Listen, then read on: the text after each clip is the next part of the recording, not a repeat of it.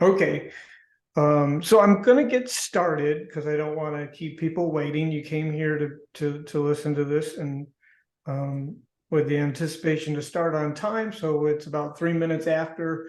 I'm gonna have to kind of watch to see if anyone else tries to chime in.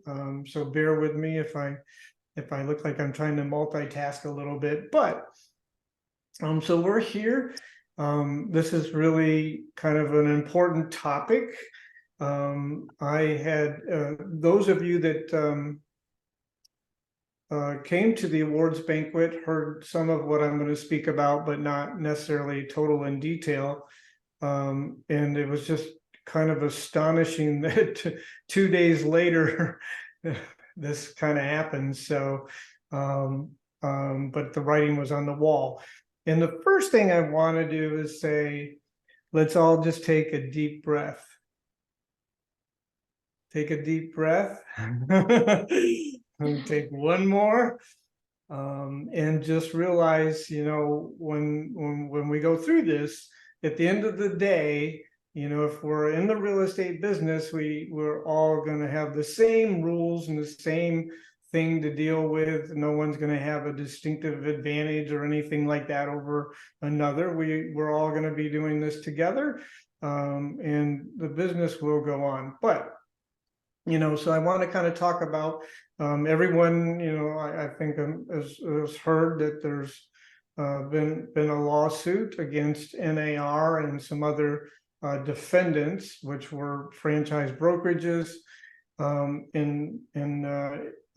essentially the brokerages in the lawsuit and NAR lost the lawsuit, and this was just at the last quarter of last year.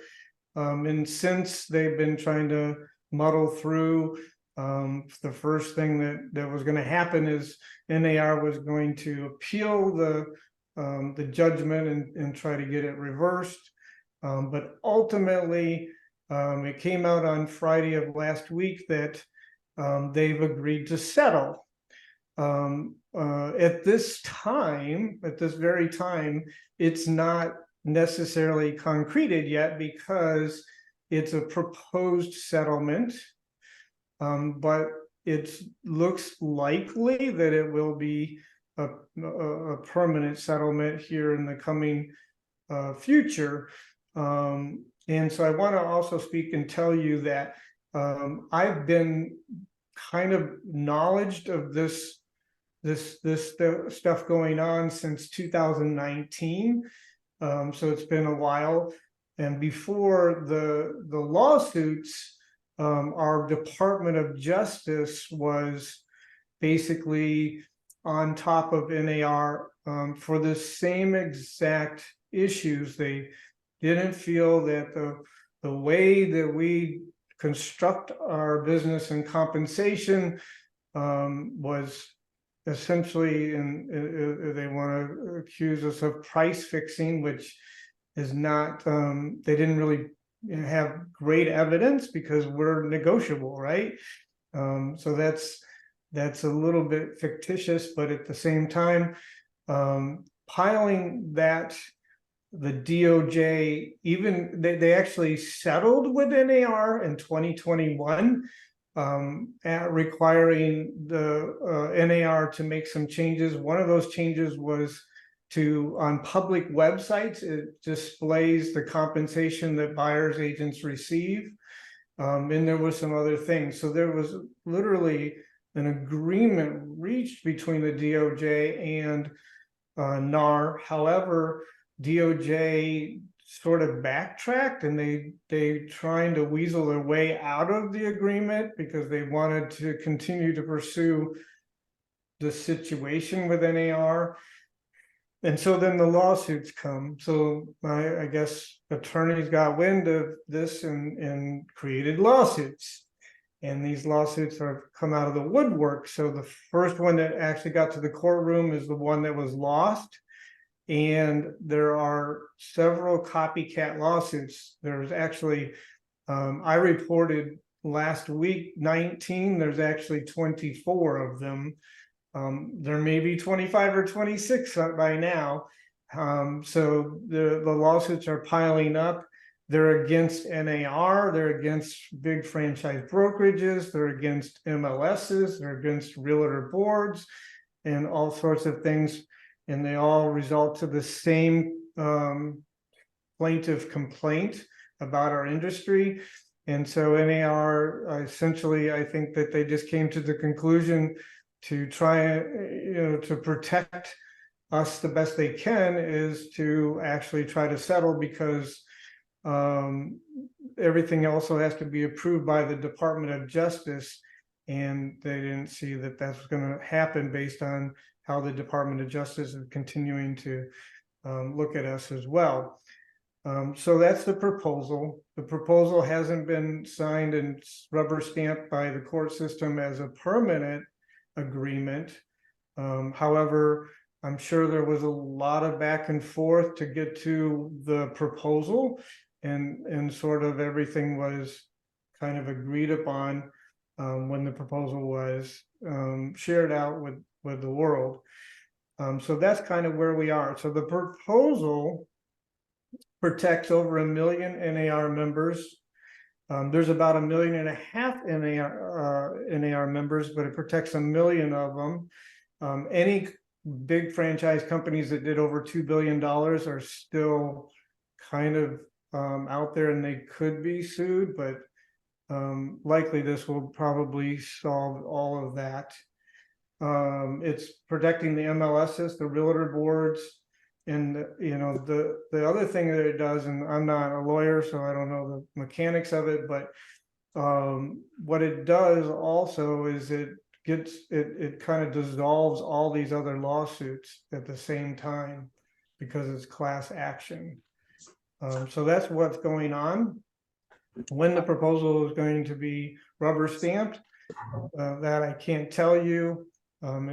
It doesn't seem like it should be too long, because as a part of the proposal, the effective date that they're telling the realtor world that this is going to be change, or our world's going to change, is mid-July. So you want to say July 15th, that might be it.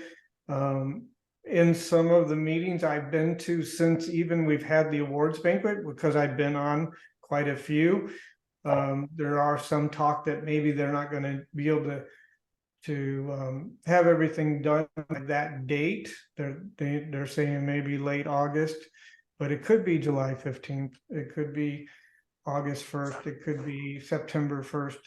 It's coming though. So what is the proposal? If you haven't read, it's going to require that sellers compensate listing brokerages and buyers compensate buyer brokerages. So a big change. We're not necessarily compensated through the MLS, through co-broke, through the seller. It's buyers compensate the buyers brokers and sellers compensate the sellers brokers. The big thing in conclusion with that is the removal of buyers' commission fields in MLS. So there will no longer be a compensation field showing that we're getting 2.5% or 3% or whatever that percentage or amount is. That those fields will be deleted from the MLS, but there will be a new field added to the MLS, and it's called sellers contributions. So there is a field where a seller, if you're listing property and it makes sense, the seller can offer upfront a contribution to the buyer's side of the transaction. How that's used, that could be used for their closing costs, or it could be used to pay your compensation, whatever. But the thing that I understand is that we can't put anything in the MLS showing that there's compensation being offered. It's only a contribution from the seller's side. Negotiations regarding commission is done outside of the MLS, which is going to be a little bit complicated. And who knows how that's all going to factor out. Buyers representation agreements, or they're called buyer broker agreements. I think that they're going to rename it to buyer representation agreement. So it's essentially the same type of agreement that you know, when you sit down in a list of property, you have a permanent agreement for X amount of time with a seller on a listing. You're going to be doing the same thing for a buyer. And my understanding is before you even show a property, you'll be required to have the buyer representation agreement already executed with your buyer. Okay. Again, the proposed effective date is going to be sometime in July. I need to let a few people in just a moment here.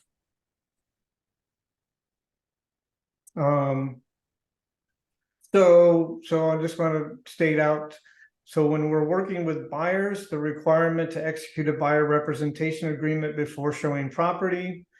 And what's different is you're really going to have to sit down almost like, you know, it's like a seller. You're going to have to sit down and have a consultation with your buyers and essentially a presentation as well, because you now have to show and have more detail on the values you provide them in the real estate world and real estate transaction. Inform the possibility that sellers may agree to provide concessions towards the compensation. That's obviously can be a part of that conversation as well. So these are all consultation things.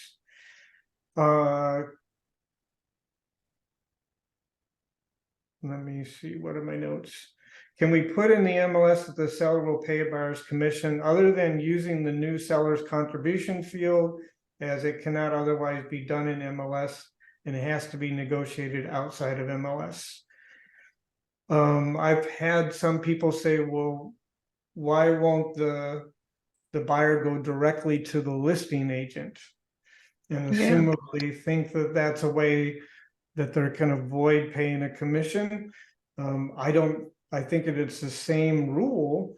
If you have a listing and you're going to show your listing to a buyer, you have to go into a buyer representation agreement to show your own listing.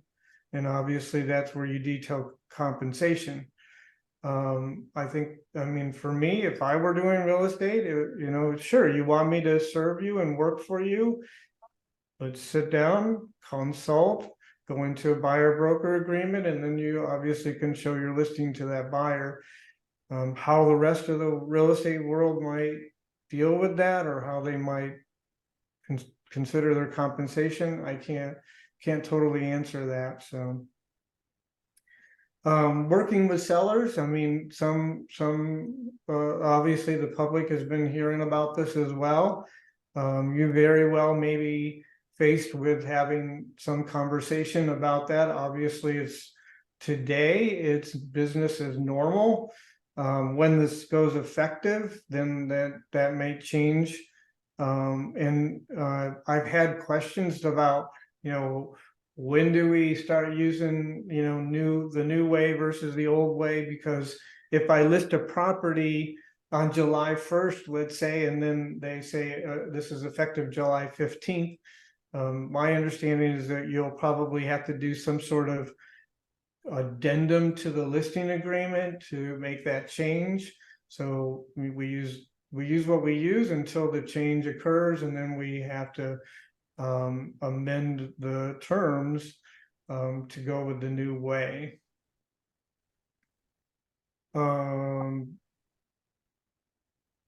Forms. So what forms are going to be new to us? There's going to be a new listing agreement, obviously. One of the things that I understand that they're going to be putting in forms such as a listing agreement and in the buyer broker agreement or buyer representation agreement is they're going to spell out language that lets the public know that these fees that we charge are negotiable. So they might put the word negotiable somewhere in there.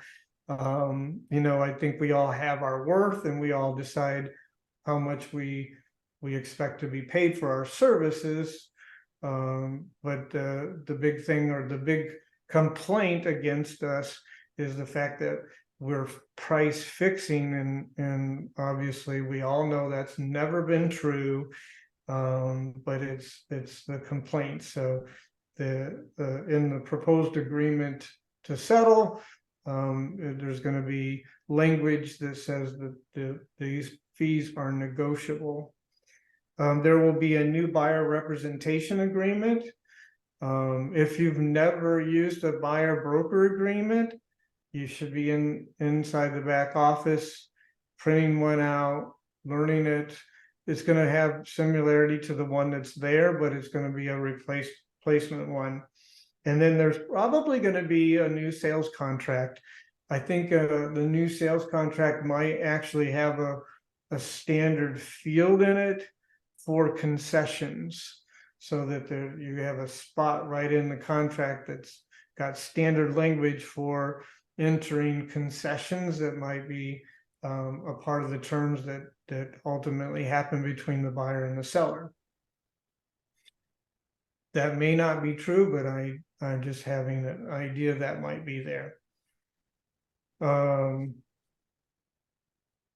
So I just want to, other than this, I want to tell you, the things that we're going to do for you, and we've already started doing, is, I will continue to keep you informed as I learn something new or a twist to the situation or whatever that is.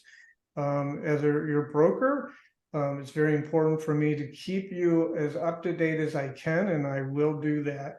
And I'm watching and reading, and I was just on a Zoom with the Miami Board of Realtors. We're actually a member down there, and they had their legal team on, and they didn't really tell me much new, but I've got Florida Realtors, I've got multiple boards, I've got NAR, I got a lot of resources, and anytime they put any correspondence out for broker meetings and stuff like that, I am absolutely there. And that's how I came to those who joined me at the awards banquet, how I kind of said what I thought was going to happen before it even happened. So because there was kind of the writing on the wall, they were kind of telling us what if, and that's exactly what happened. So we have a buyer's presentation. If you go to the back office and just go to Ask Luxie and type buyer's agent, there's actually a presentation there. Although it doesn't have a lot of what our values are, it's more the steps in the process of buying property. So we will be looking to revamp the presentation to include a little bit more of your values as a real estate agent in the world of helping them buy property. I think that's very important. We will let you know as soon as we have that completed and we put it out there. But what I would do is, maybe if you have never, grab the one that we have now and start getting used to, presenting with a presentation. We'll continue to provide any education that we can. Obviously, at some point, if this becomes a permanent proposal, new forms will be created as soon as we get our hands on the red copy, which is the draft copy, in advance of the actual date that they launch and use them. We will be teaching you those forms. We will learn them and we will teach them to you. Continue to provide education to help you leverage more listing opportunities. I've always been a person that says listing aside is the name of the game. I do believe that this really enhances that side of the business is really to leverage learning and gravitating to getting as many listings as you can. Teaching you the new forms. Now, what should you be doing to prepare? I've already said one of those things, and that would be you need to get the buyer broker agreement in front of you. You need to read it. You need to learn it. You know, just like you said, and you can thumb through and quickly explain a sales contract because you've done enough of those over the time. You need to be able to fluently be able to bullet point a buyer's broker agreement or buyer representation agreement so that you can do that comfortably and obviously at the end of the day get it signed by the buyers. Start the idea of practicing just having sit down consultations and maybe presenting to the buyer in advance of showing properties, so that you get a little bit accustomed to it.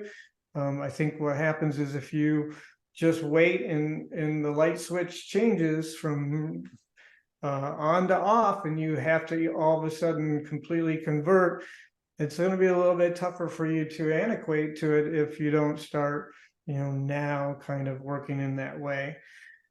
NAR released that they're allowing us to take the accredited buyer representation certification free of charge. So I would highly recommend that you take advantage of that education as well. That should be a benefit to you. It's completely free. Normally, I think it's about a $300 certification. And you go to abr.realtor. That's how you get to the web page to sign up and take that certification. I know some of you had already said that you've done that and you, I don't know, it was like 14 hours or something like that. I can't tell you if it's the best thing in the world or the worst thing in the world.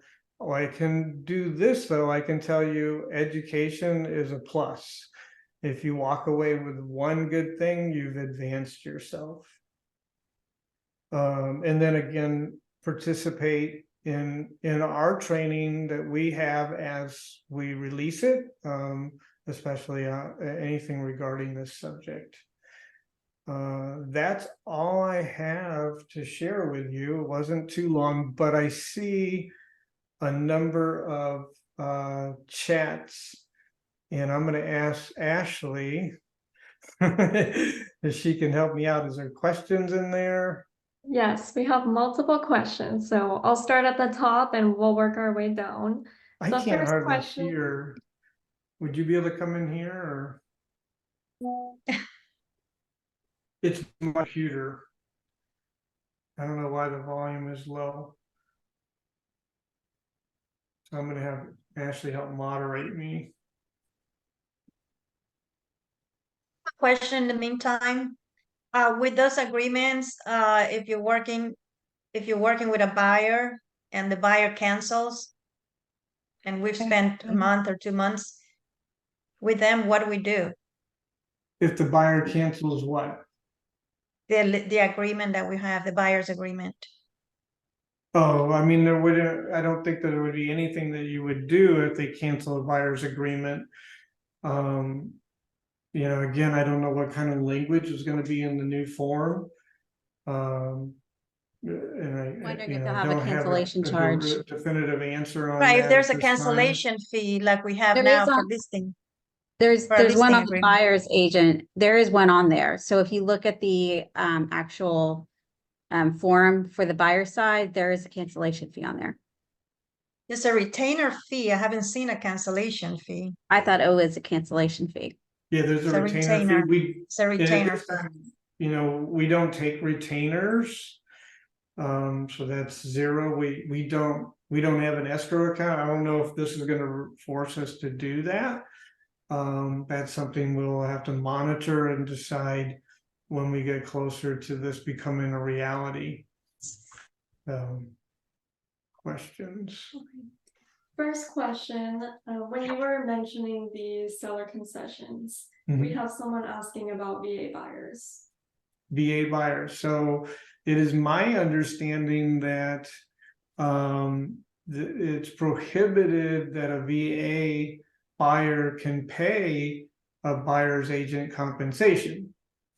So that's a real problem. I think the only answer to that is I think the VA organization is going to have to change that as a part of working, they're gonna have to make a change so they can allow that.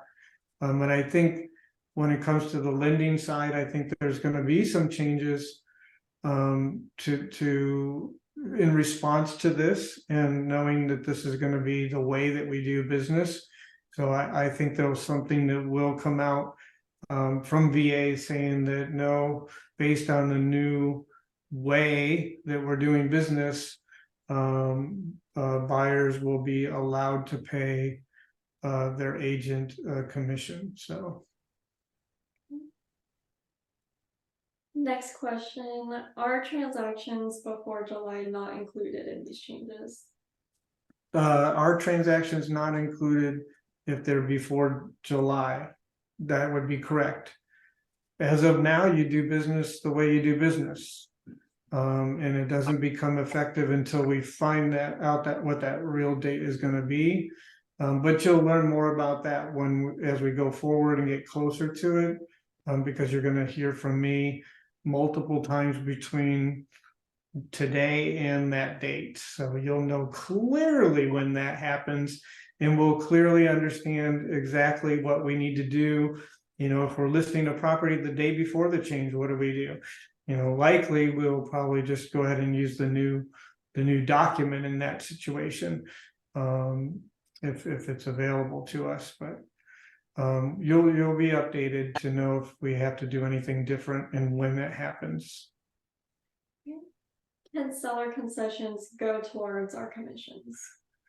Can sellers' concessions go towards our commissions? The answer to that question, if there's a loan, not a VA loan, but yes, because it becomes a closing cost. And so you got to kind of look at it this way. If you construct in an offer to purchase concessions, let's say the buyer, we construct 3%, and your buyer broker agreement says you get 3%, we construct 3%. That concession could be used to offset your commission, because it goes towards closing costs in general. And by doing so, the buyer has more money in their pocket, because they're not bringing up, they're not having to fund that out of their pocket, or they have more funds to go towards the down payment or towards their other closing costs. Next question, if we are the listing agent, can we require the buyer representation form be submitted with offers? If we're the listing agent, can we require the buyer representation form to be submitted with offers? I don't know if we can do that or not. That's something to be determined. I don't know the answer to that. I don't know if we would be pertinent to being able to see an agreement between two other parties or not. I can understand the possible reason, or maybe not, but what I understand is the buyer broker, even the buyer broker agreement today, let's say the buyer broker agreement says you're getting paid 3%.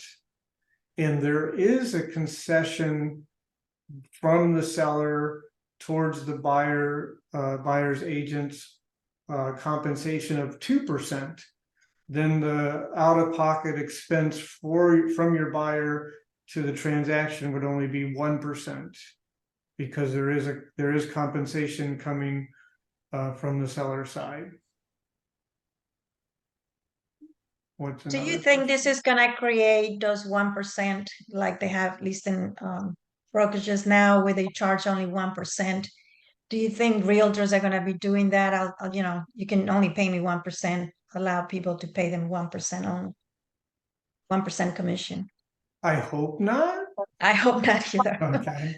I can't, I think we all understand our own values. Do I think some of that might go on? It's very possible, but this is where you have to step up and be really good at your skills. And I think you have to learn how to do a presentation. You need to learn how to talk your values. As a matter of fact, I did get a document that I put into Ask Luxie. So if you go to Ask Luxie and type buyer's agent, there is a document from NAR, 105 ways to show your value to buyers. You know, there's some of it there, but you need to learn, you know, how to have valuable conversations with people that are going to be buyers and sell your values to them, and be prepared, you know, just like we do in listing appointments, sometime dealing with objections. That's important. So good question though. What's next? All right, next question. Do you have a strategy we should use for first-time homebuyers that only have money for their down payment and closing costs? Let's say if the seller will not contribute. Okay, do we have a strategy on how to help a first-time home buyer that's got limited funds and the seller will not contribute to their agent's compensation? The answer is on that question is no, because you obviously have to be compensated. If the seller refuses to participate in any concessions, really there's nothing you can do. It's going to be how you negotiate your services or your fee for services to that buyer. The money has to come from somewhere. Very good. For new listings, do we still have to use the same listing agreement? For new listings, do we still have to use the same listing agreement? Yes. Until we get presented with a new version or new form, you just continue to do business as we do, and use the forms we have. As soon as we get a copy, so as a broker, there's usually a little bit of advanced opportunity for us to get what they call draft copies of the forms, and therefore it gives me some advanced ability to get those forms, for me to learn those forms, and then for me to start educating you on those forms before we have to actually use them in real time. Next question. I noticed that the buyer broker agreement on the back end has changed to the FAR form. Is that still something that can be canceled in writing? Yes. So did everybody hear that question? I noticed that you changed the Florida Luxury Realty form to the FAR form for the buyer broker agreement. Can that be canceled in writing? And I'm going to say yes. And because, you know, routinely buyer broker agreements have not been our practice to use, against what I try to teach you. We had our own variety that was a little bit more easy to the customer, but because of the situation that we're dealing with, I made the commitment to make sure we use the full FAR version, and we switched that out about 2-3 weeks ago. In regards to the ABR designation, we have someone that commented, just taking that course does not give you the certification. You have to complete an additional course and have completed 5 buyer represented sales, not included where you handled both sides. Okay. That was good input. Okay, so someone commented that they're taking the ABR and it doesn't necessarily give you a certification. I don't know this. I only went by some information that I got, so I can't really question or answer on the quality of the course or anything like that. I know the course has been around for, it's got to be 10-12 years, and it is specifically focused on representing buyers. So I'm just assuming that they have quality courses and that you will learn something valuable from it. That's the best I can say. You know, maybe something they give you for nothing doesn't have value. I don't know. So You'll learn a lot from me, I can tell you that. so. There you go. And if you can mention where to find the C values page again and what that is. C values. The 105. Oh, yes, so if you go in the back office and go to the Ask Lexi and type buyers, plural, buyers agent, 2 words. You will get the 105 ways to show your value to buyers. Also is the PDF version of the current buyers buyer presentation, which we will be looking to upgrade that and add more slides in there, a little bit more to it to help you show your most dynamic values to a buyer, because there are a ton of them. You know,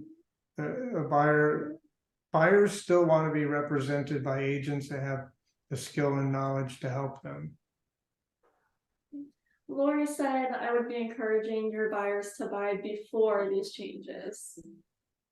Okay, yeah, so that is very true. You should consider using this as an opportunity to any buyers that you're currently working with, or some that are on the fence, or some that, you know, maybe saying I'm going to buy in the summertime or something. You know, these buyers might, you might want to get on the phone and educate these buyers, because if they're going to be now footing the expense for compensating you for your services, and you're able to get them into a contract before this becomes effective, then you're working under the way we work today instead of the way we're going to work after that change. So use this as an opportunity to get your buyers under contract as soon as possible. Very good. If you have buyer's agreement and you go into a contract with a seller, but the buyer doesn't have money to pay you, what happens? Do you stop the contract from going through? Okay, say that one more time. If you have a buyer's agreement and you go into contract with the seller, but the buyer does not have money to pay you, what will happen? Okay, so you execute a buyer broker agreement, and you go to a seller and make an offer on a property, but it's determined that the buyer can't afford to pay you. What do? It becomes a closing cost. It's essentially the same thing as they can't afford to make the purchase. You're going to have to make some consideration that's acceptable to you on the compensation that you receive. There's no other answer to that question. There's no other way.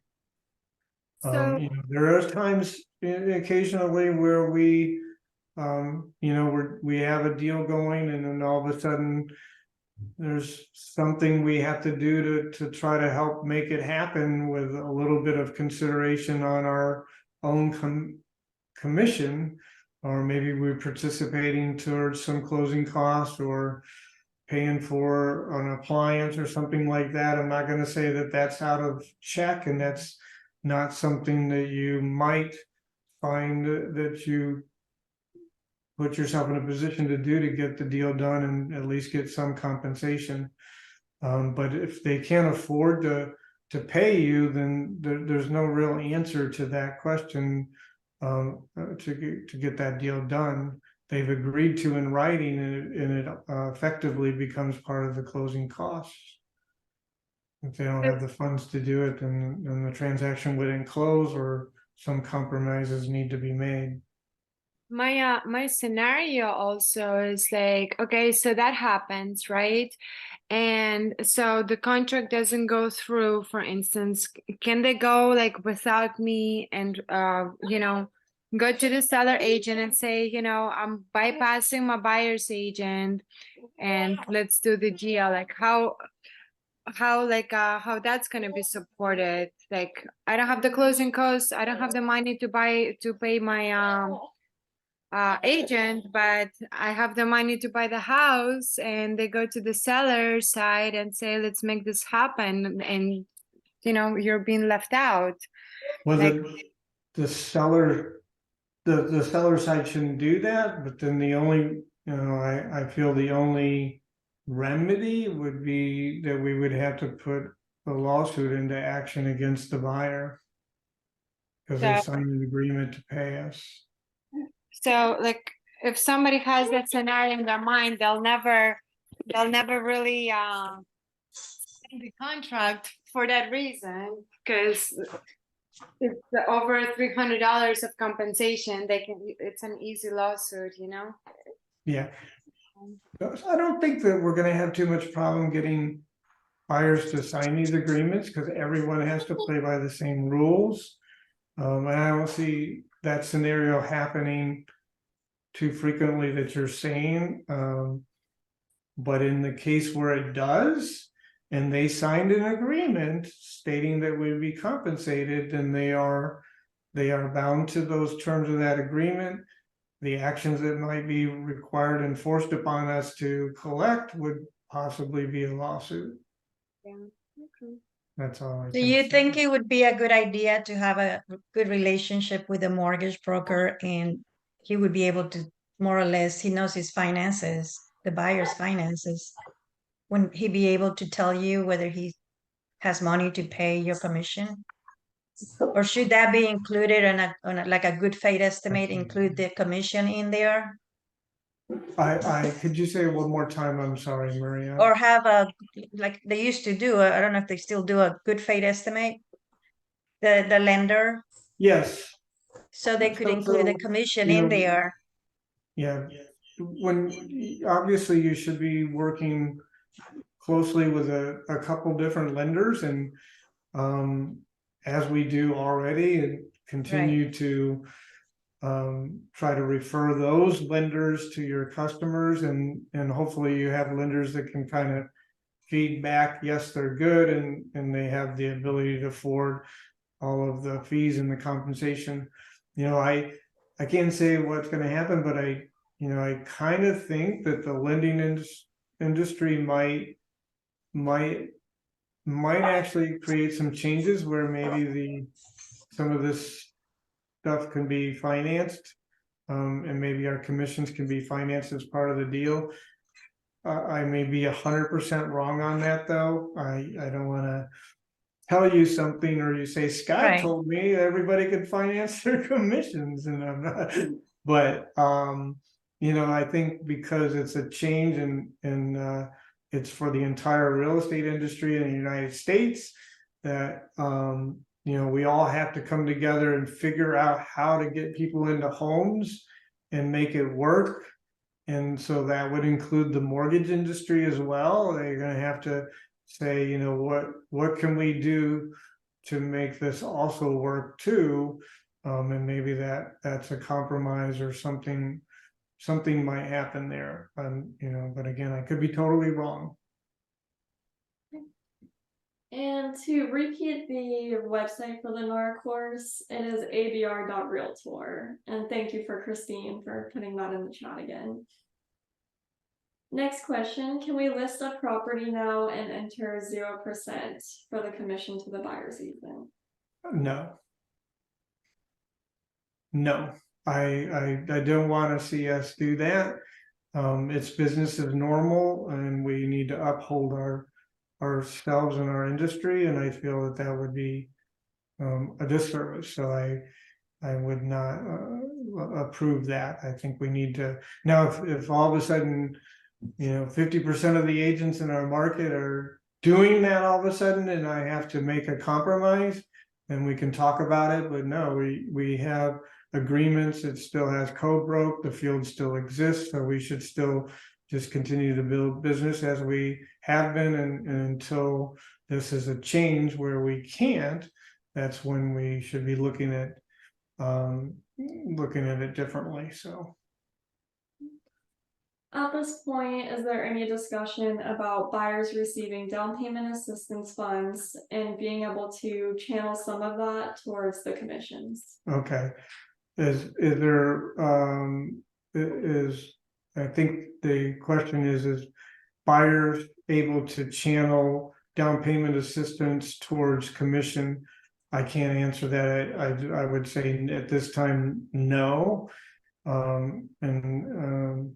There is nothing that has changed or would allow that at this time.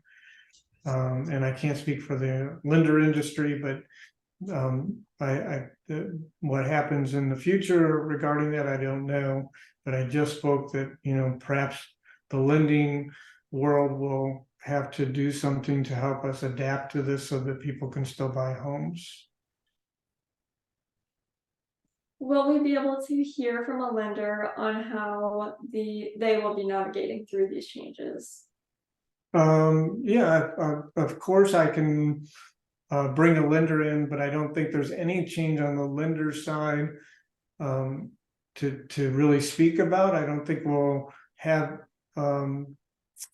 any real input on the lender side for a little bit longer. Maybe 30 days from now, there might be some stuff. And I do have connections with higher ups in the lending industry, to where if they're, just like I've been able to get some insights before, basically it was public. I think we can get some insights on other pieces of our industry that would give us some insights. And if I can bring somebody in that could tell us exactly what's going on the lending side and how they're going to help us adapt to this change, then certainly we'll have somebody come on. And I'd probably do the same thing with that. I would probably just have a Zoom, because I think all of you would want to hear that information. So we would make that happen. Absolutely. All right, everyone's rolling in with great questions, so Okay. continue to put them in the chat. We'll keep going through.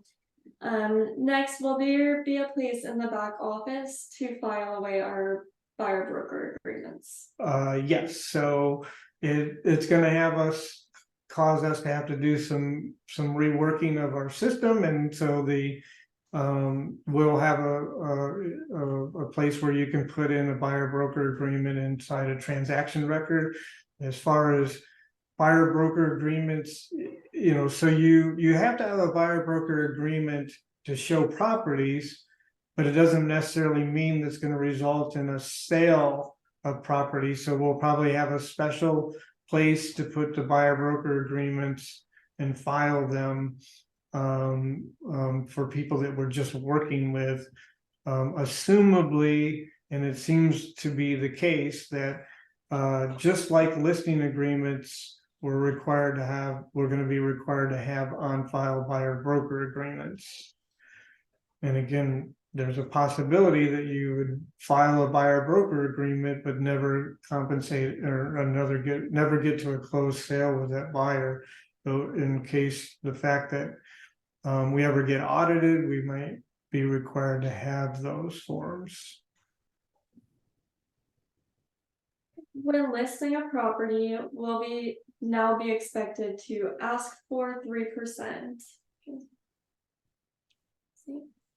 Is it an unknown what may start to happen? Commissions anywhere from 1 to 7% for the listing agent.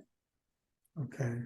Okay, so when listing a property, will we be expected to now ask for 3%, or is it unknown that what may happen? I'm not sure. I'm a little confused on this question. Okay, so I'll just say it was a question about the commission on a listing. So right now we just continue to do what we do. So if we listing properties for 6% and sharing it equally between the co-broke and yourself, that's 3% each.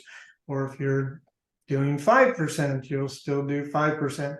Nothing changes as of now until otherwise we share or have another meeting about it, because this isn't effective yet, so we just simply don't change anything at this point. Next, I don't see many lenders agreeing to a commission for a buyer's agent on a final settlement statement. What about USDA, FHA, VA? Okay, say that one more time. I don't see many lenders agreeing to buyer's agent commission on a final settlement statement. Okay. Okay, so I don't, the question is, I don't see buyer's agent, what, showing commission on the settlement statement? Yeah, so again, we have to realize right now, nothing has changed. Everything is the same. Will these changes affect the title side and everything else? Yes. But not until they become the way are these changes going to take effect, and they're going to be shown on closing statements with the buyer side paying the commission and stuff like that. So right now, nothing has changed. We continue to do business. We don't know the exact date, but it was proposed that it will happen in mid-July. So that's roughly 3.5 to 4 months from now. And there will be probably 3, 4, or 5 of these webinars that I'm going to do between now and then, because there's going to be more updates, and we're going to get more information, and it's going to tell us and start giving us a better and clearer picture of this as we get closer. So, the thing that you need to do is spend the time, join me on these webinars, continue to get educated as well. The other thing that I want to say is I've seen, I'm in a number of realtor groups and things on social media, and I see a lot of stuff pouring out and a lot of not necessarily good comments and things like that. And I think what I would like to know that you would do is stay out of the conversations on social media, because there's a lot of misinformation, and every one of us has an opinion about this. Everyone has a little bit different way we do business. We're all not the same. But I think it's just, you're getting into a lot of negative stuff, and it's not a place to go. At the end of the day, we're all doing this together. At the end of the day, we all will be following the same rules. And you want to be a positive person, a good advocate. You want to learn how to work with your clients. At the end of the day, you want to serve your clients with pride and joy, and get them into a home of their dreams, or help them move to their new home, whatever that is. That's what we really should be focused on. And getting into these conversations, and just to give you one example is, it's like, what came first, the chicken or the egg? Because everybody should know it's really the buyer that pays the commission, because it's the buyer's money that's buying the home that's paying the commission. But yet it was the seller that agreed to the commission and signed an agreement. So who really paid? Did the chicken or the egg come first? It's just not a good place to go, and it doesn't really serve anything. I have my own opinions on it, but I'm only giving you the facts and the information, and helping you, and then encouraging you that we're going to get through this and we're going to move on. But at the same time, I want you to do it with a lot of good skill set. I want you to do it with pride, and I want you to do it in a way of serving the public. So that's important. Knowing what we need to do is important as well. So you're definitely going to have the opportunity to know it as best as anyone in the business, as long as you continue to follow and participate in these webinars. So, any other questions? Yes. If we have a buyer that wants a new build and we have a buyer broker agreement, will that affect any bonuses from the builder? If we have a buyer broker agreement and we take them to new construction home, will that affect the bonuses that's offered by the new construction? The answer to that question, I am not sure. I think that you would still be entitled to all the bonuses. I think the buyer broker agreement is really a minimum that you get. If there's extra offered to you, you should be entitled to the extra. I don't think that it's really to support a fact if there's a deficit. So if you're not earning for instance, if the buyer broker agreement says 3% and there's only a 2% offer from another party, which would be the seller, to pay you, then there's a 1% deficit that the buyer has to pay. If you're asking for 3% on the buyer broker agreement, but they're paying 4%, then you should be accepting the 4%, and the buyer wouldn't have to pay anything then. That makes sense. Gail chimed in and she said, as a lender, we have not heard of any changes as of yet. Yeah, I So, didn't think so. Yeah, thank you for. This is really new stuff. So but yet there's going to be a lot of things come. If it moves that fast, you got to realize MLS have to rework their fields, and Florida Realtors has to rewrite these forms. There's a lot of work to be done. To be able to do it by mid-July is a pretty big task.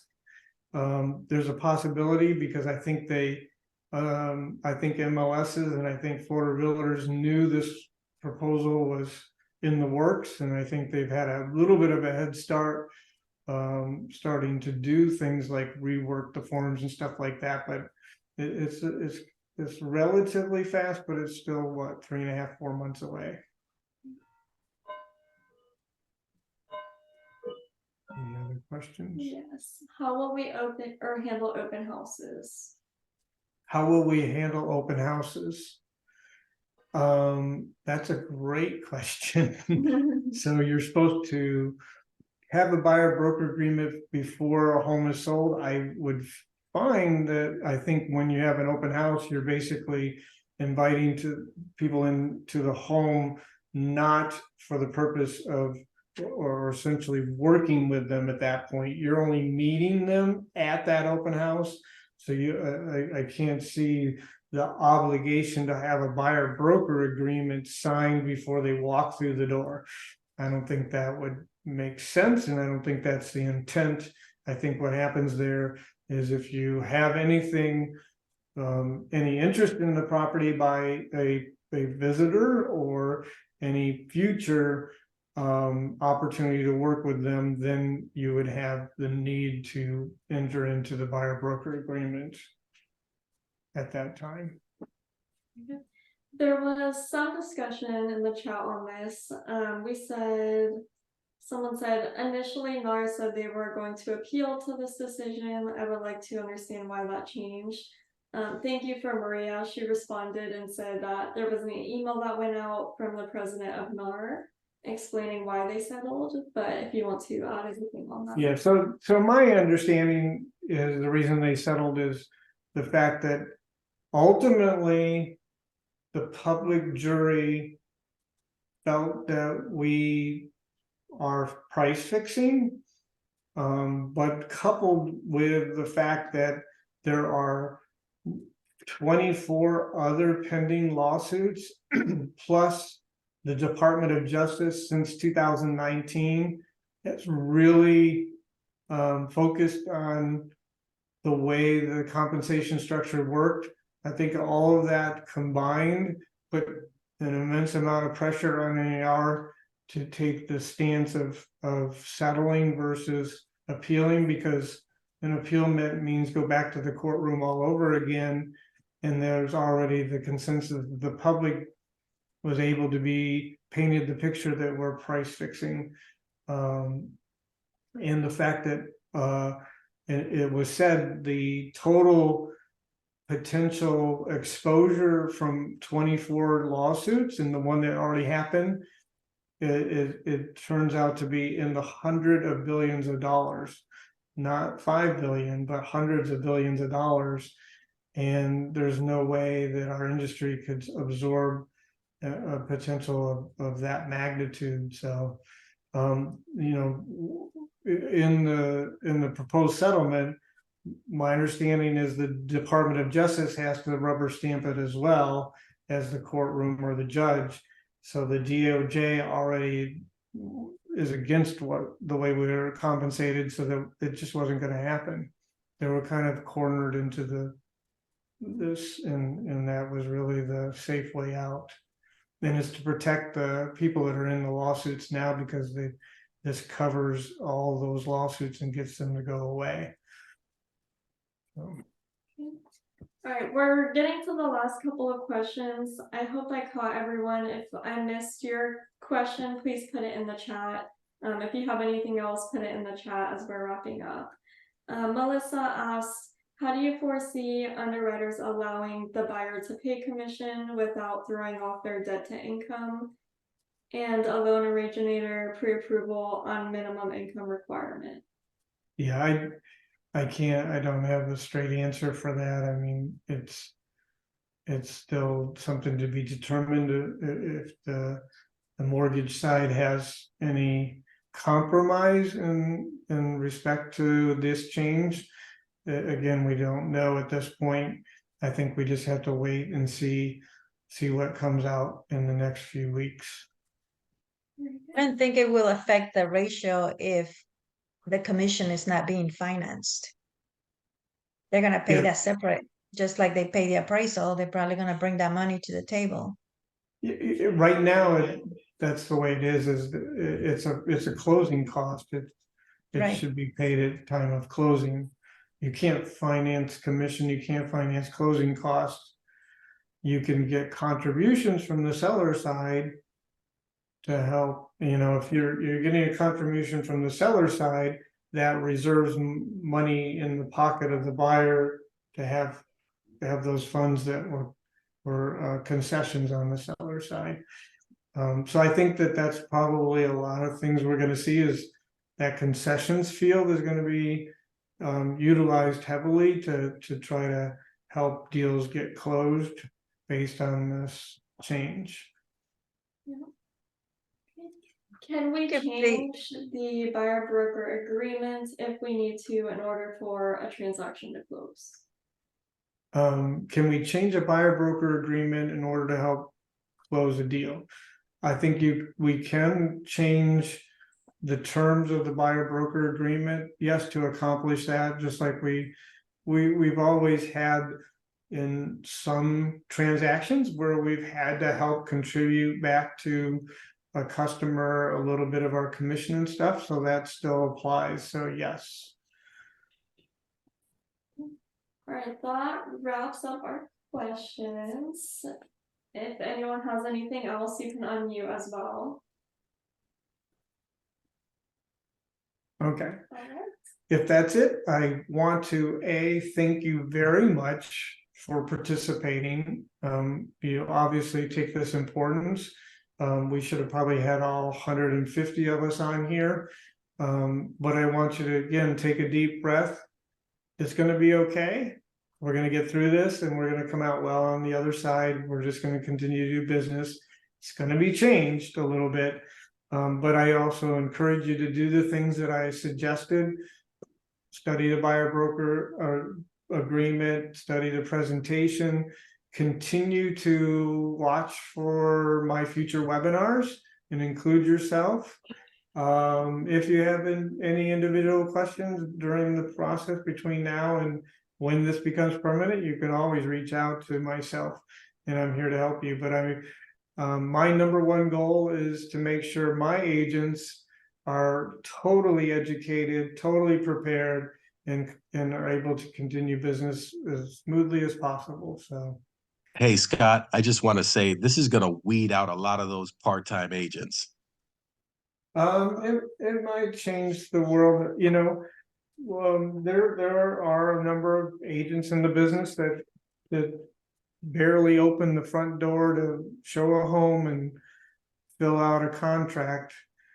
And so, yes, I say that, because we do a great job for our customers, but we got to show that value. That's why we're going to do good. We're going to be okay. So, right? Yeah. Everybody say yes. Yeah. Okay. All right. Thank you very much. Enjoy Thank your you. evening. And thank you again for joining me. Thanks, Scott. Thank you. Thank you.